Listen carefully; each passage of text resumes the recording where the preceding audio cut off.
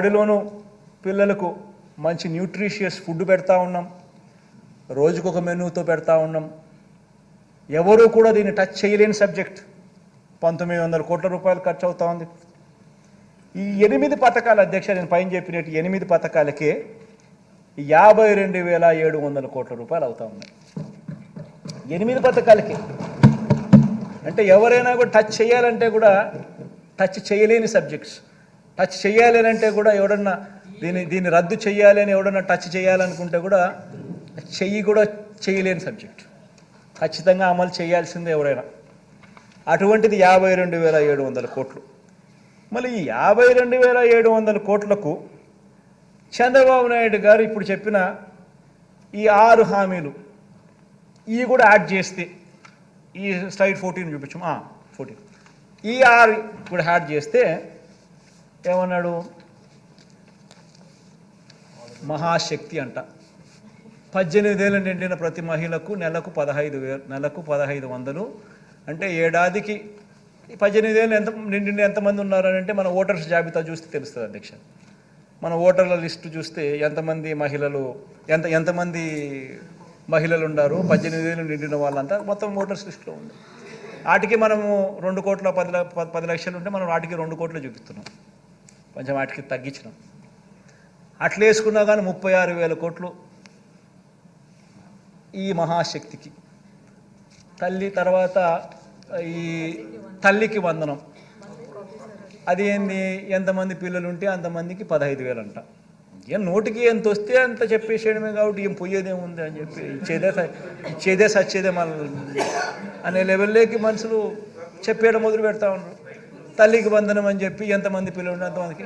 రాష్ట్రంలో 83 లక్షల మంది పిల్లలకు మనం మంచి జరిగిస్తూ 44 లక్షల మంది తల్లులకు మనం ఇస్తూ ఉంటే ఆయన 83 లక్షల మంది పిల్లలకు లెక్కేసుకుని దానికి 12,450 కోట్లు. తర్వాత యువగలం, ఈయనే ఇంతకుముందు 2014లో ఇంటింటికి ఉద్యోగం ఇకపోతే 2,000 రూపాయలు నిరుద్యోగ భృతి అని చెప్పినోడు అది చేయకపోగా ఆ 2014లో ఎన్నికల మేనిఫెస్టోలో ఇచ్చిన మాట, ఇది ఇచ్చిన మాటే. ఆ అక్క చెల్లెమ్మలకు ఆ డబ్బు కూడా తను చెప్పిన మాటే, ఆ మహాశక్తి లాంటిది. అది లేదు, ఈ యువగలము లేదు. 2014లో చెప్పింది లేదు, చేసింది లేదు. దీనికేమో మళ్ళీ 20 లక్షల మంది పిల్లలకు నెలకు 3,000 రూపాయలు చొప్పున వేసుకుంటే 7,200 కోట్లు. తర్వాత దీపం పథకం, 2014 ఎన్నికల మేనిఫెస్టోలో కూడా ఇలాంటి పథకమే పెట్టినాడు, గ్యాస్ సిలిండర్ల పథకం. అది చేసింది లేదు. అది చేయకపోగా ఇప్పుడు కొత్తగా ప్రతి కుటుంబానికి 3 గ్యాస్ సిలిండర్లు ఉచితమని చెప్పి మళ్ళీ పెట్టాడు, దానికి 4,600 కోట్లు.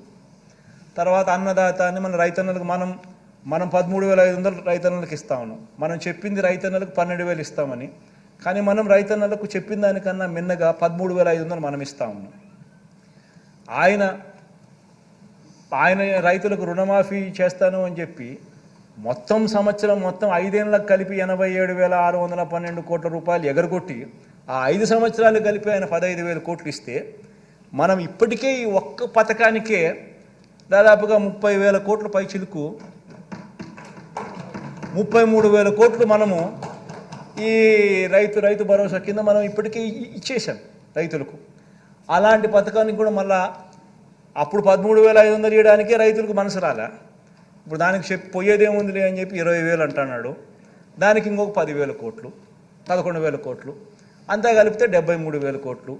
ఈ 73,000 కోట్లకు నేను ఇంతకుముందు చెప్పినా కదా, టచ్ చేయలేని సబ్జెక్టులు ఉన్నాయని చెప్పి, పెన్షన్లు కానీ, ఉచిత విద్యుత్ కానీ, పేదలకు అందే బియ్యం కానీ, పీడిఎస్ బియ్యం కానీ, ఆరోగ్యశ్రీ కానీ, పూర్తి ఫీజు రీఎంబర్స్మెంట్ కానీ, వసతి దీవెన కానీ, సంపూర్ణ పోషణం కానీ, గోరుముద్ద కానీ, ఈ 8 పథకాలు నేను ఏదైతే చెప్పినా టచ్ చేయాలనుకున్నా కూడా ఎవడు చేయలేని సబ్జెక్ట్ అని చెప్పినా కదా, ఆ 52,700, ఈ 73,440 కోట్లకి 52,750 కోట్లు కలిపితే 1,26,140 కోట్లు సంవత్సరానికి.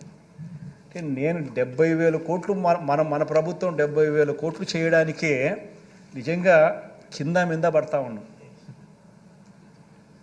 గవర్నెన్స్లో ఎప్పుడూ జరగని మార్పులు తీసుకొచ్చినాం. కరప్షన్ అనేది ఎక్కడ లేకుండా చేసినాం, పూర్తిగా స్ట్రీమ్ లైన్ చేసినాం. చిత్తశుద్ధి చూపిస్తూ ఉన్నాం, నిబద్ధతతో చేస్తూ ఉన్నాం. ఇంత చేస్తూ ఉన్నా కూడా మనం 70,000 కోట్లకు చాలా అంటే చాలా లాగుతూ ఉంటే కూడా జరుగుతూ ఉంటే ఈయన 1,26,000 కోట్ల రూపాయల సంవత్సరానికి నేను చేసేస్తాను అని చెప్తా ఉన్నాడు. ఇంకా ఇంకా ఇంకా ఇంకా ఇంకా 6 పథకాలకి ఇంకా ఉన్నాయని చెప్తున్నాడు. మళ్ళా ఇంకా ఇంకా ఇంకా ఇంకా 6 పథకాలకి ఇంకా ఉన్నాయని చెప్తున్నాడు. అంటే నేను అడుగుతా ఉన్నాను అధ్యక్ష, అంటే మనం 70,000కే కష్టపడతా ఉంటే 1,26,000 ఇప్పటికే మళ్ళా ఇంకా ఇంకా ఇంకా ఏదో చెప్తాను అంటున్నాడు. అంటే నేను ఆలోచన చేయమని చెప్తాను. ప్రతి ఇంట్లో ఈ చర్చ జరగాలి. ఇంత మోసం చేసేదానికోసం ఈ దుర్బుద్ధితో ఈ బుద్ధితో ఈ మాదిరిగా మోసం చేయడం ధర్మమేనా ప్రజలను? ఇంత అబద్ధాలు ఆడడం, ఇంత కుట్రలు పనడం, ఇంత మాదిరిగా మోసం చేయాలనే ఆలోచనతోనే మోసం చేయడానికోసమే ఈ మాదిరిగా ఒక రంగురంగుల మేనిఫెస్టో తీసుకొని వచ్చి ఈ మాదిరిగా మోసం చేసే దిశగా అడుగులు వేయడం ధర్మమేనా అని అడుగుతా ఉన్నా. ఆలోచన చేయమని అడుగుతా ఉన్నా. ప్రతి ఒక్కరూ కూడా ఈ విషయం ప్రతి ఇంట్లో కూడా చర్చ జరగాలని కూడా కోరుతా ఉన్నా. అధ్యక్ష చంద్రబాబు నాయుడు గారిని అడిగితే అధ్యక్ష, మరి జగన్ 70,000కే ఇంత కష్టపడతా ఉన్నాడు కదబ్బా, నువ్వు 70,000కే రాష్ట్రం శ్రీలంక అయిపోతుందని అంటున్నావు కదా, మరి నీకు ఇవన్నీ చేస్తే కనీసం 1,26,000 నువ్వు చెప్పే కొత్త ఎన్ని యాడ్ చేస్తే అది ఇంకా 1,50,000కు పోతుందేమో నాకు తెలియదు. అవన్నీ చేయడానికి నీకు డబ్బులు యాడ్ నుంచి వస్తాయనంటే చంద్రబాబు నాయుడు, ఈనాడు, ఆంధ్రజ్యోతి, TV5 వాళ్ళకి మీడియా బలం ఎక్కువ కదా అధ్యక్ష. ఎల్లో మీడియా ఎక్కువ, మీడియా బలం ఎక్కువ, వాళ్ళు ఏదైనా గోబెల్స్ ప్రచారం చేయగలుగుతారు. వాళ్ళందరూ ఏమంటారు, చంద్రబాబు నాయుడు సంపద సృష్టిస్తాడు. ఆశ్చర్యం అనిపిస్తుంది అధ్యక్ష. చంద్రబాబు నాయుడు సంపద సృష్టిస్తాడు అని అంటాడు. సరే పోనీ సంపద సృష్టించే కార్యక్రమం ఆయన కొత్తగా ముఖ్యమంత్రి ఇప్పుడు ఫస్ట్ టైం కావడం లేదు కదా, ఆయన ఫస్ట్ టైం ముఖ్యమంత్రి కావడం లేదు కదా, ఆయన సంపద అనేది ఆయన 14 ఏళ్లలో ఆయన సంపద సృష్టించి ఉండాలి కదా. సో 3 సార్లు ఆయన ముఖ్యమంత్రి అయినాడు. సో 3 సార్లు ఆయన ముఖ్యమంత్రి గతంలో పనిచేసినప్పుడు ఆ గత ట్రాక్ రికార్డులో ఏ మేరకు ఆయన సంపద సృష్టించినాడు అని కూడా ఒకసారి చూస్తాం అధ్యక్ష. ఎందుకంటే ప్రజలందరికీ కూడా ఈ సభ ద్వారా ప్రజలందరూ కూడా ఇదంతా కూడా చూడాలి. ఏ మేరకు ఆయన 14 సంవత్సరాలు ముఖ్యమంత్రిగా ఉన్నప్పుడు 3 పర్యాయాలు ఆయన ముఖ్యమంత్రిగా పనిచేసినప్పుడు ఏ మేరకు ఆయన సంపద సృష్టించినాడు, ఎందుకంటే అప్పుడు కూడా ఎప్పుడు మేనిఫెస్టో అమలు చేసింది లేదు, ఎప్పుడు కూడా ఆయన అమలు చేసింది లేదు. కాబట్టి అది కూడా చూద్దాం అధ్యక్ష. ఏ మేరకు చంద్రబాబు నాయుడు గారు సంపద సృష్టించిన ట్రాక్ రికార్డ్ ఏమిటని చూద్దాం అధ్యక్ష. ఇది ఒకసారి గమనించినట్టయితే అధ్యక్ష, రాష్ట్రం అధ్యక్ష ఆయన ముఖ్యమంత్రి కాక మునుపు వరకు 1993 దాకా కూడా రాష్ట్రం రెవెన్యూ సర్ప్లస్ అధ్యక్ష. ఈయన ముఖ్యమంత్రి అయిన పీరియడ్ అధ్యక్ష 1994 నుంచి ఏ సంవత్సరమైనా తీసుకో అధ్యక్ష, మచ్చుకు 10 సంవత్సరాలు చూపిస్తున్నా అధ్యక్ష. ఇక్కడ కనబడుతుంది ఊరికి నెంబర్స్, ఎందుకంటే అది ఇప్పుడు పెట్టామనంటే ఇంకా ఏటకాటుకు పేపర్ పెరిగిపోతుంది కాబట్టి ఊరికి మచ్చుకు 10 సంవత్సరాలు చూపిస్తా ఉన్నాం అధ్యక్ష. ఏ సంవత్సరం అన్నా చూసుకో అధ్యక్ష, చంద్రబాబు నాయుడు గారు ముఖ్యమంత్రి అయితే అధ్యక్ష రాష్ట్రం రెవెన్యూ డెఫిసిట్. మళ్ళీ చంద్రబాబు నాయుడు గారు ముఖ్యమంత్రి 2004-05 దిగిపోయినాడు అధ్యక్ష. 2005-06 నుంచి దివంగత నేత నాన్నగారు ముఖ్యమంత్రి అయినారు అధ్యక్ష, రాష్ట్రం రెవెన్యూ సర్ప్లస్. మళ్ళీ 2014-15 చూసుకోండి అధ్యక్ష, చంద్రబాబు నాయుడు ముఖ్యమంత్రి అయినాడు, మళ్ళీ రెవెన్యూ డెఫిసిట్. మళ్ళీ రెవెన్యూ డెఫిసిట్ ప్రతి సంవత్సరము కనిపిస్తూ ఉన్నప్పుడు ఏ సంవత్సరం చూసినా రెవెన్యూ డెఫిసిటే కనిపిస్తూ ఉన్నప్పుడు మరి సంపద ఎక్కడ సృష్టించాడో అని అడుగుతా ఉన్నా. నిజంగా సంపదే సృష్టించి ఉంటే ఏ స్కీము ప్రజల కోసం అమలు చేయని రోజుల్లో అధ్యక్ష ఇవన్నీ సృష్టించి ఉంటే ఏ స్కీము ప్రజల కోసం అమలు చేయని పీరియడ్లో అధ్యక్ష, ఆ పీరియడ్లో కూడా రెవెన్యూ ఎక్స్పెండిచర్ కొరకే అప్పులు చేయాల్సిన దుస్థితిలో ఆయన పాలన సాగింది అని అంటే ఎక్కడ సృష్టించాడు ఆయన సంపద అని చెప్పి నేను అడుగుతా ఉన్నాను అధ్యక్ష.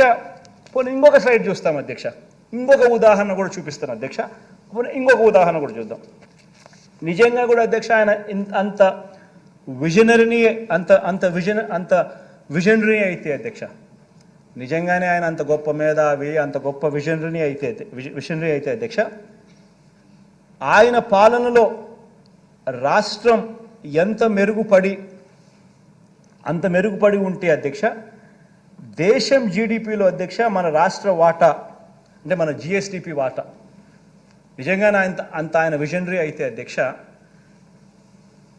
దేశం జీడిపి గ్రాస్ స్థూల ఉత్పత్తి దేశం సంబంధించిన జీడిపిలో అధ్యక్ష రాష్ట్రానికి సంబంధించిన జిఎస్డిపి వాటా ఎంత దేశానికి సంబంధించిన జీడిపిలో రాష్ట్రానికి సంబంధించిన జిఎస్డిపి వాటా కాంట్రిబ్యూషన్ ఎంత అని చెప్పి చూస్తే ఆయన పీరియడ్ ఆ 5 years 2014 నుంచి 2019 దాకా చూస్తే రాష్ట్ర ప్రభుత్వం కాంట్రిబ్యూట్ చేసింది దేశానికి సంబంధించిన జీడిపిలో 4.47% దేశానికి ఆయన కాంట్రిబ్యూట్ చేస్తే మన హయాంలో అధ్యక్ష